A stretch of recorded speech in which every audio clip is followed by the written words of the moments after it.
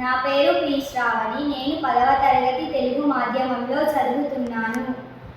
జిల్లా పరిషత్ ఉన్నత పాఠశాల కుచన్పల్లిలో.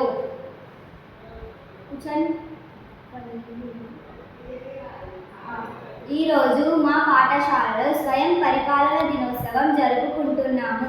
దీని సందర్భంగా నేను గణిత ఉపాధ్యాయురాలిగా 9వ తరగతి విద్యార్థులకు బోధించాను. దీని ఆధారంగా మా ఉపాధ్యాయులు మాకు ఎలా బోధిస్తారు, వాళ్ళు పడే శ్రమ, వాటి గురించి తెలుసుకున్నాము. ఈ కార్యక్రమాన్ని ముందే పాఠశాల ప్రారంభంలోనే చెప్తే మేము ఉపాధ్యాయుల గురించి తెలుసుకొని చాలా బాగా వాళ్ళు చెప్పేది వినేవాళ్ళము.